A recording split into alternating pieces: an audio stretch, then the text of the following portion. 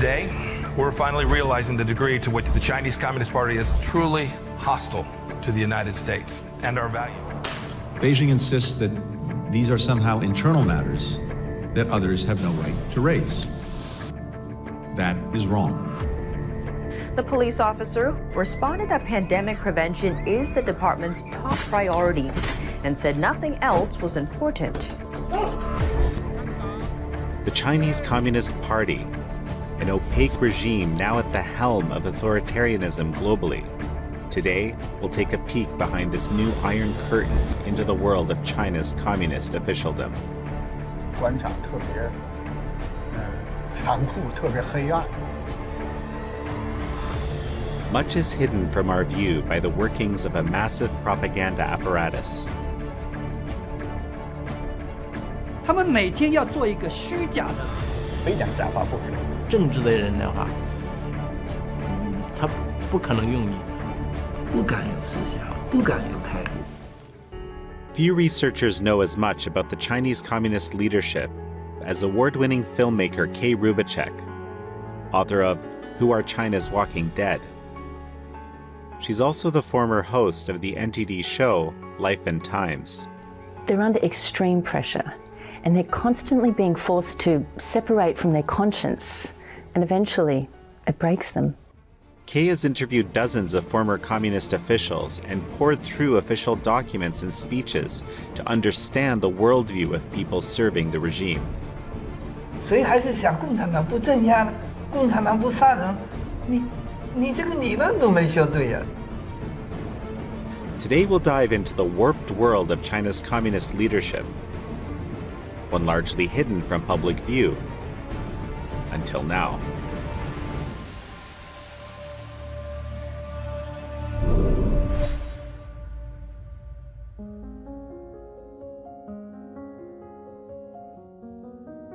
I met with Kay in the Hudson Valley in upstate New York, where Kay lives and her company Swoop Films is based. You know, it's really beautiful here. It is. And, you know, this is actually the longest elevated pedestrian walkway in the world. And I grew up on a river, so being by the water is like a second home for me. And why the Hudson Valley? This area, actually, for centuries, artists have come to this area. I mean, just the natural beauty of it has been an inspiration for people for a long time. And I think as a filmmaker, I find a lot of inspiration here too. Seems like a really unlikely place where you'd be researching the Walking Dead of China. It's true for a topic like that, but it's actually because of that topic being so heavy and there's a lot of negativity in it. Coming to a place like this, being able to get out into nature, it gives me that pause to be able to process that information and just take a step back and see things more clearly. It turned out Kay and I actually share some similar family backgrounds. My family had escaped communist Poland while her family fled from Russia and Czechoslovakia. So taking on communism, that's something that's a bit in your family history, isn't it? It is personal to me because my family escaped communism first in Russia and then in China. And they came to a place like this, essentially. There's freedom of belief, freedom of speech, but these are the kind of things that I take for granted. While Nazi leaders faced the Nuremberg trials, there was no equivalent for the Soviet leadership. Fast forward to today, recent polls suggest 40% of Americans have a favorable view of socialism. Half of young Americans, millennials born between 1981 and 1996, want to live in a socialist country. Socialism is always popular among young people, perhaps more so now. But few Americans can imagine what it actually means to live in a socialist country today. So when I was 5 years old, I remember standing in bread lines in Poland. And I didn't really think much of it, actually. It was more the reward at the end. You know, you got this delicious bread to eat. I don't think people in North America associate China with anything remotely resembling a bread line. You're right, because we don't see bread lines anymore. The CCP's learned that. They've learned you don't show these things. So there's no bread lines now. If people want bread, they give them bread. It's all about maintaining absolute control over the whole country. That's what the CCP does. So we see things like these shiny buildings in China, and you see it all the time, that look at how the economy's grown and expanded. But that's on the surface. What's going on beneath hasn't changed, the essence of what they're doing. Even today, we see commentary that the US and other Western democracies should cooperate or engage with China, or that the Chinese Communist model is even superior. We've been trying to work with China for the last 10 years. I am personally very impressed and very encouraged by China's progress. We had things to sell, and China is our biggest customer. Xi Jinping had his own agenda. For the past 40 years, many have praised this authoritarian communist model, despite ever-increasing evidence of human rights atrocities occurring in China. This is where the CCP thinks they've tricked us, because they know very clearly that the West thinks about concepts differently, and they use that to their advantage. Like, they will say, we no longer have forced labor, we have drug rehabilitation centers, and we say, good for you, well done. But it's a lie. They know we can't go in there and prove them wrong. So a fundamental thing I've found through interviewing these Chinese officials is that they are the closest to the CCP culture. And their point of view, that culture, is completely different to ours. What explains this radical culture gap between those living in China and those living in the free world? Kay wanted to find out more. And her journey began here with a strange story. One can't really imagine it unless one experiences it themselves. If the story of my family is made public, I know it will bring a lot of danger. Maybe they will go after my family members. Kay's recent documentary, Finding Courage, touches on the Chinese regime's long history of brutality against its own citizens. It centers around the story of two sisters, one killed by the regime in a labor camp because she practiced the Falun Gong spiritual practice, and her sister Yifei, a former journalist living in exile in San Francisco, who seeks justice for her sister's death. I invited Kay to our studios in Manhattan to tell us more about what she uncovered in her interviews and research.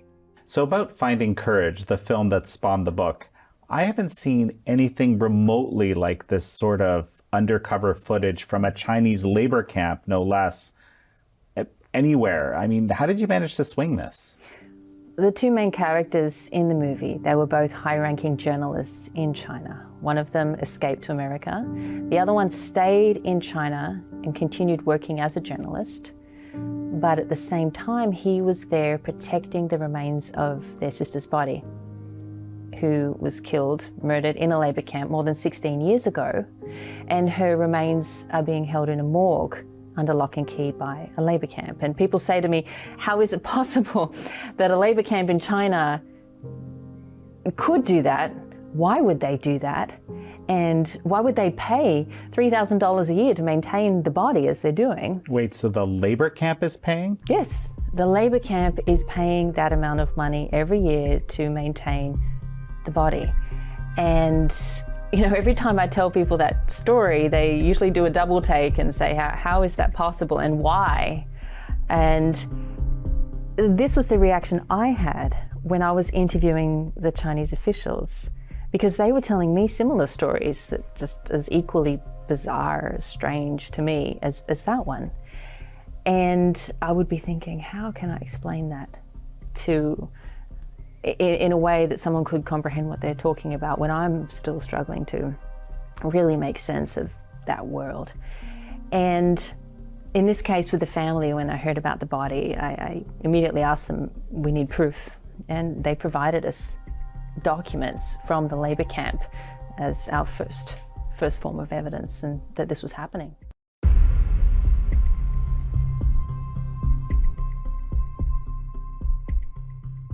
So we had written evidence about it. And then the husband, who is a high-ranking journalist, he used his connections to go into the labor camp under the guise of wanting to meet the new camp director, and he filmed undercover. It was shocking. 就是说我们想问一下，就是这个尸体看尸体，在每年那个我们交尸体那个费，我每年我都交，半年一次，半年一次。交费用。对。一年得交多少钱呢？一年2万多。 So why are they keeping the body? The reason they're keeping the body is that no one is willing to take responsibility to cremate it. So like in China, when you're an official in the CCP, you've got power, you've got money, you've got status, you've got rank. This family has that. Regular citizens in China, if they were to die inside a labor camp, normally the body would just be cremated with or without the family's permission. But this family has status and rank, and they've chosen to use that to try and retrieve the remains of their sister's body and stop it from being cremated. And so far, they've been able to do that. We know the body's still there. You know, so basically, these labor camp officials, they just don't know exactly how much clout this family has. Clearly, they have clout. Clearly, they are somewhat part of the officialdom, but they're just hedging their bets here? They don't want to be held accountable. No one at the labor camp wants to be held accountable. The law in China is not like the law here as we think of the law in the West. It's really more like mafia style. It's who you know, who's got your back, and who's ready to stab you in the back at any point in time. Watching Kay's documentary, one thing becomes clear. Not even top Chinese officials can protect their loved ones from being tortured to death. Dotted across the vast square, small groups of Falun Gong followers began unfurling banners and chanting "Falun Gong is good" in the heart of the Chinese capital. The authorities have tried and failed to stamp out Falun Gong's peaceful protest, despite a massive campaign to destroy the spiritual movement. Inside communist China, what could possibly justify this brutality? As Kay dug deeper into the story, the people she encountered gave her a whole new puzzle, and every piece of it was blood red.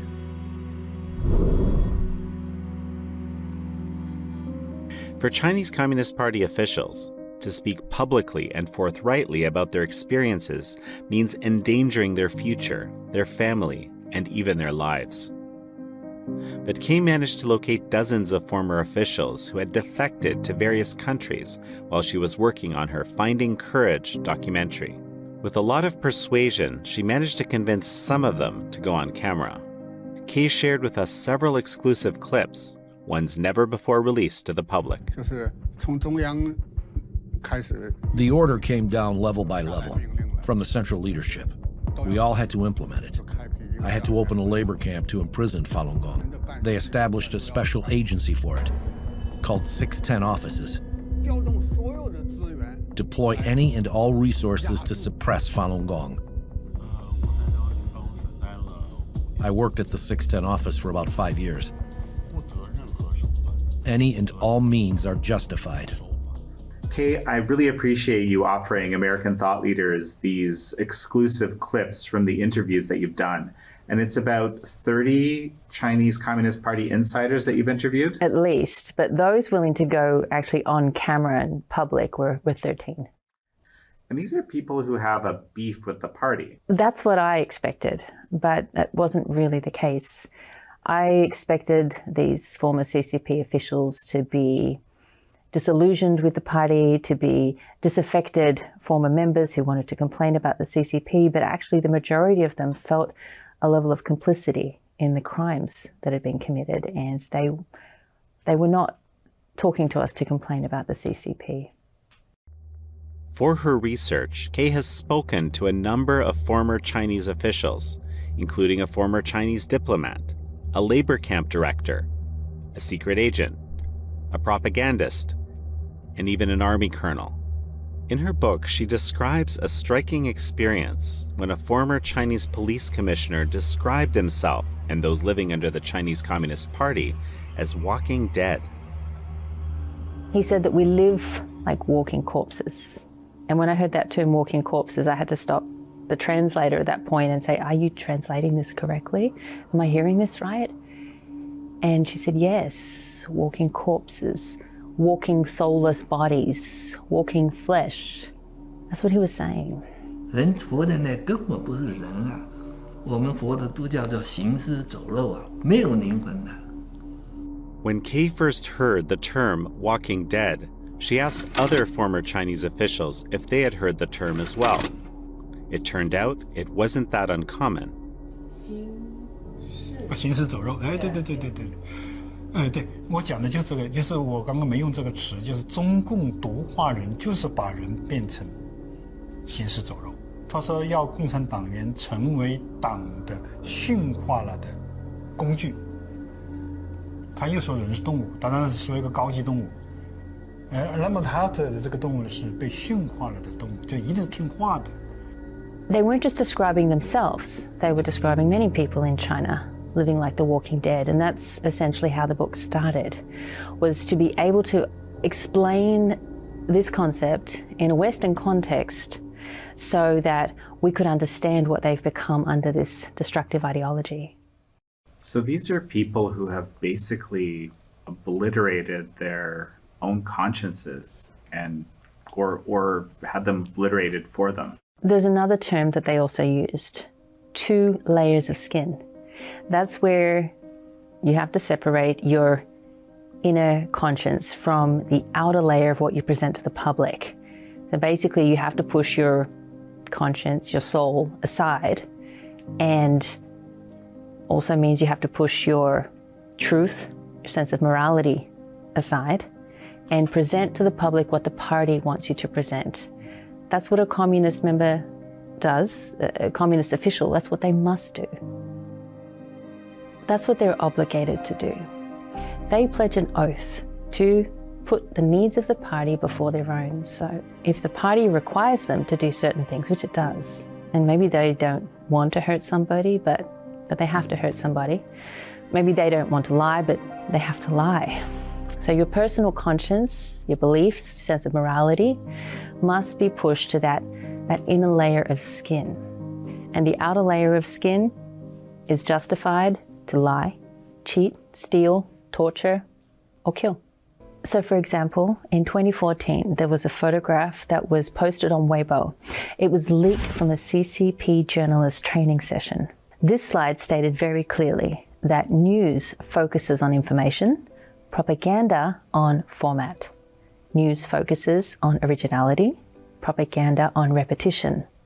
News focuses on fact, propaganda on opinion. News focuses on the timely, propaganda on timing. News focuses on communication, propaganda on manipulation. News focuses on balance, propaganda on spin. The CCP journalists are very aware of what they are doing. They have clearly been told they do propaganda, not news. 你的要有自己的马列主义新闻观，我们做的是怎么样把党的声音传得更远。宣传的和实际的是脱节的，因为它不可能实际，它一实际，那把那一些真实的东西都说出来，人民都认识了共产党了，那共产党就没法存在，它必须得不断的造假。The Chinese regime has always had a way of twisting words and events to its advantage. But only those who are truly aware of the regime's bloody past can see through the fog of propaganda.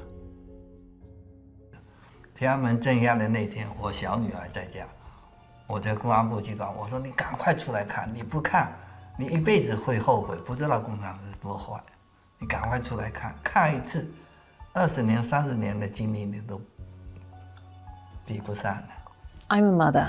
I wouldn't ask my children to go and watch killing on the street. But he did that. So I had to ask him why. Why did you do that?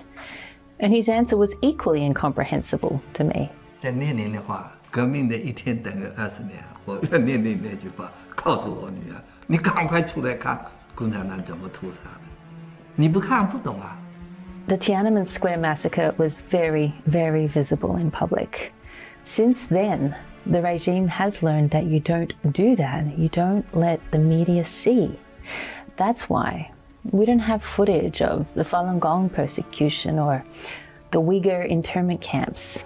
I mean, we have little bits and pieces. But this particular official, he knew that it was significant for his daughter to go and watch the killing with her own eyes, because he knew that they would cover it up.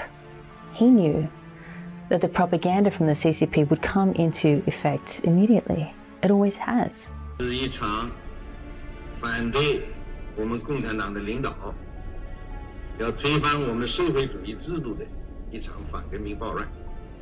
Over the next few days, the CCP played reports that the students killed soldiers. But we know that's not the case. 10,000 students, regular citizens, were said to have died that night on the square. But they didn't have any memorial for them. They had a show memorial for just a small handful of soldiers who died on the square that night.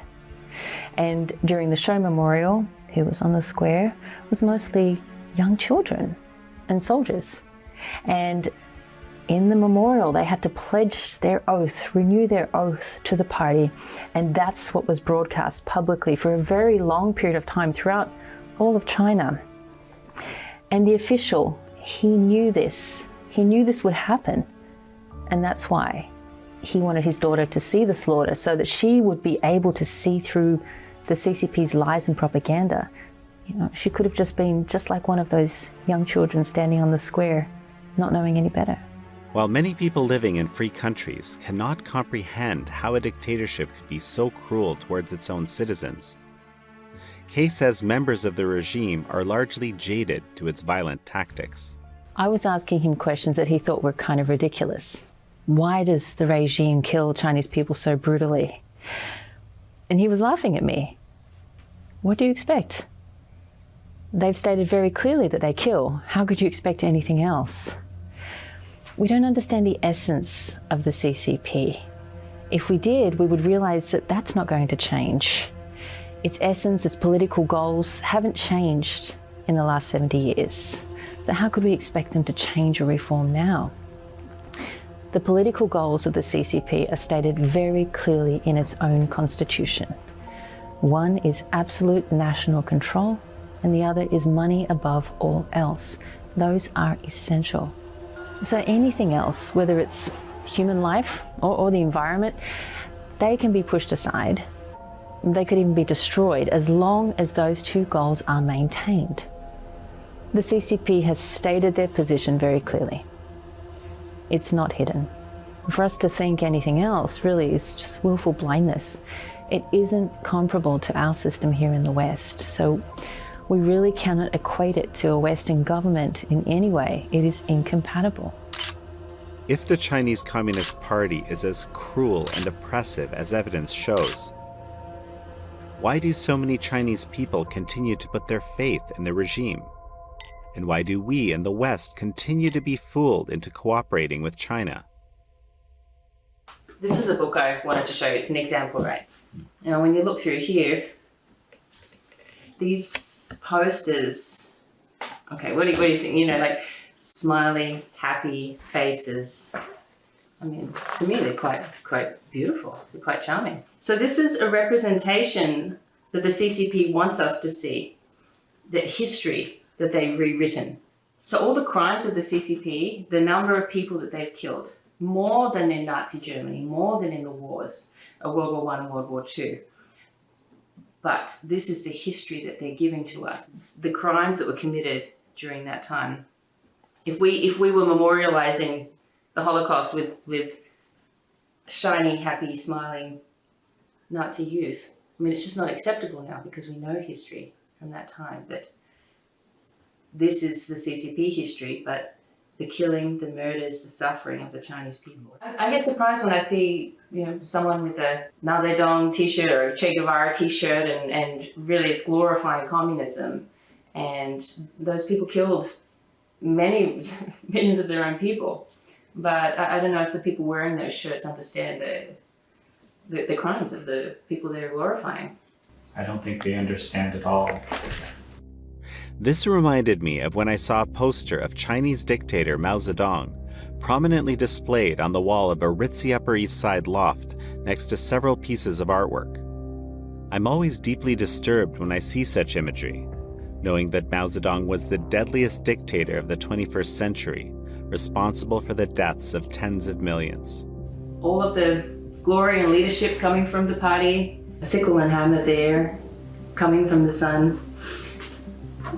This is essentially still the message that they're driving home through propaganda today, even though the imagery changes. They use video now and other methods, but this is what the people in China have been fed for since the beginning. Now, propaganda posters have been replaced with video and television. Now here, the CCP presents to the public all these examples of how people do good. Chinese people doing good things for society. This is the example of the person who stays to the end. This is the example of the person who gives his all and works hard for the benefit of society. And at the end of this public service advertisement created by the CCP, it answers two kind of strange questions of the Chinese people. Who am I? What am I? And the answer, I am the Communist Party and I will be with you forever. The CCP is essentially taking credit for everything good done in China. Everything good done by the Chinese people, the CCP is taking credit for that. They say that the Chinese Communist Party will be with you forever.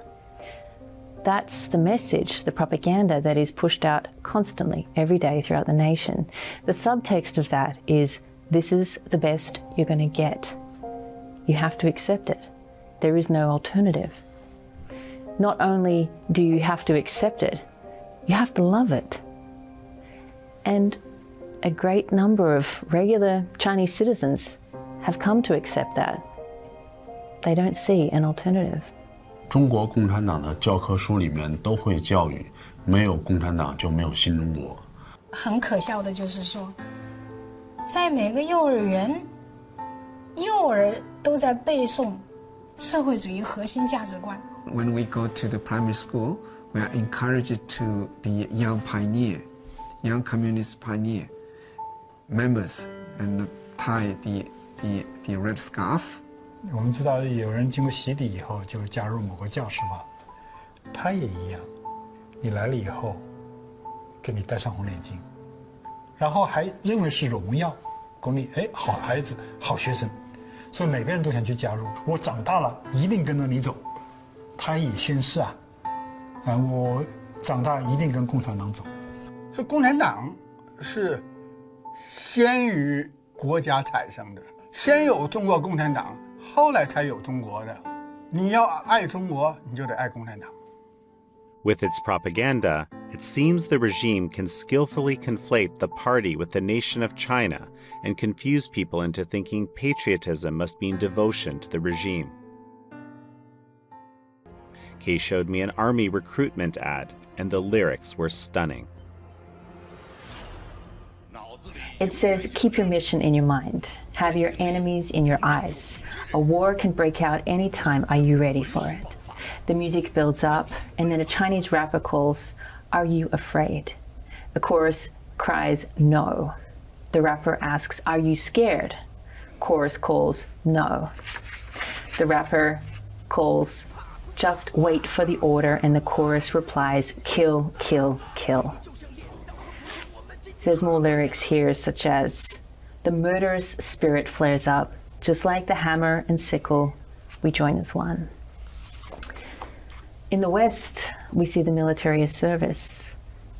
Our army recruitment advertisements promote the protection of life. Under the CCP, they're promoting the taking of life and the extinction of life.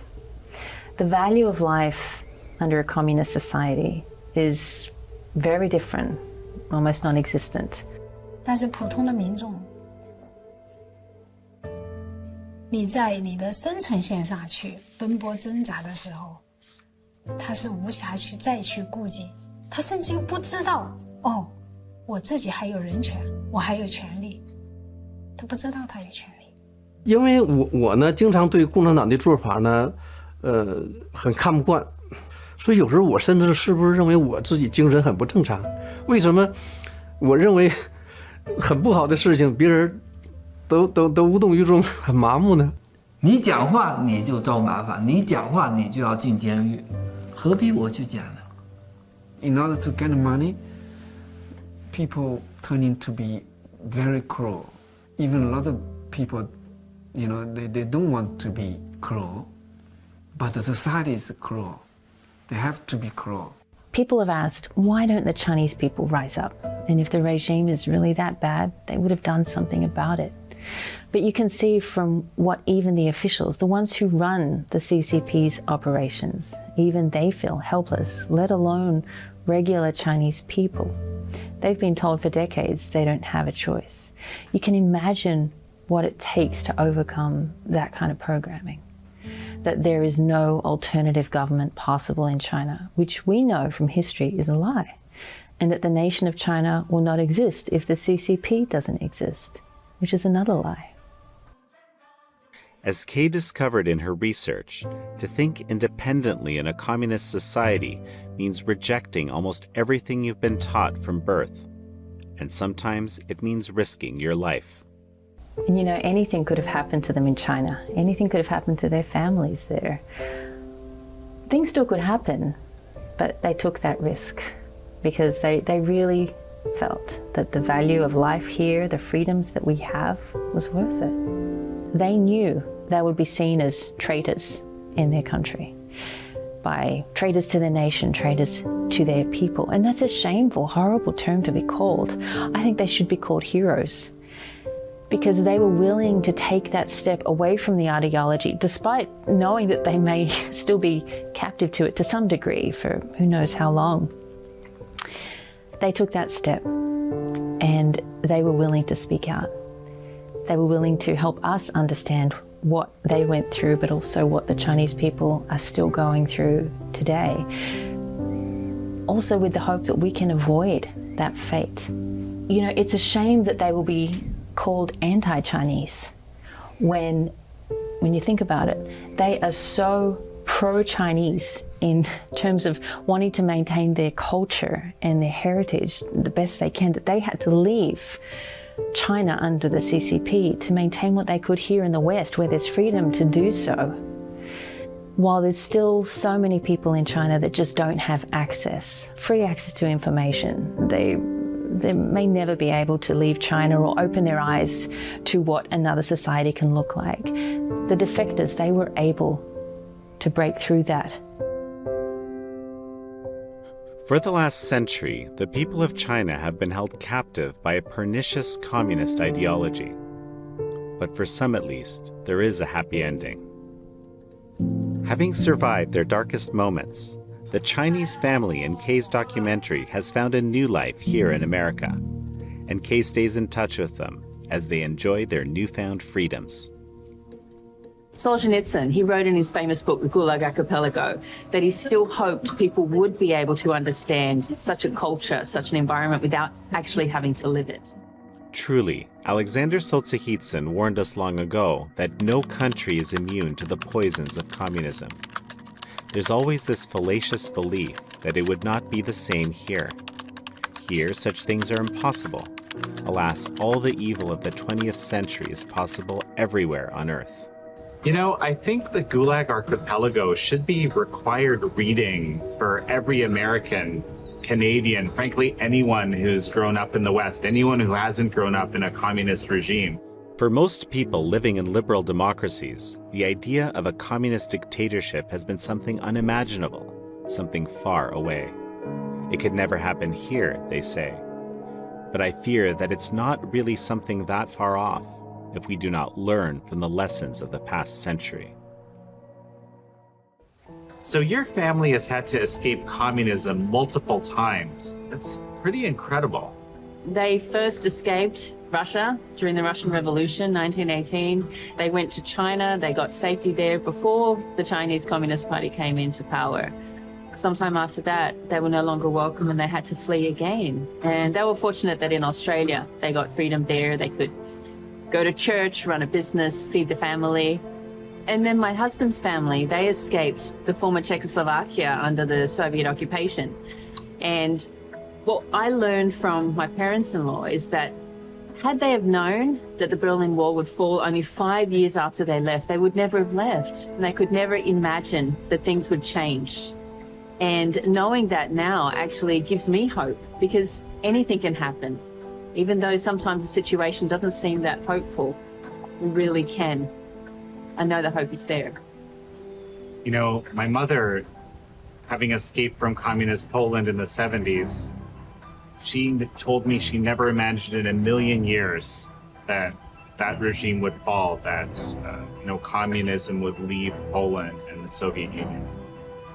And I think that's what we can learn from, really looking back to our roots, knowing our history, because again, because this isn't taught, we forget that. Our next generations are not being taught that. And we need to remember that to ensure that we don't follow that line, that we maintain our freedoms. Mr. Gorbachev, tear down this wall.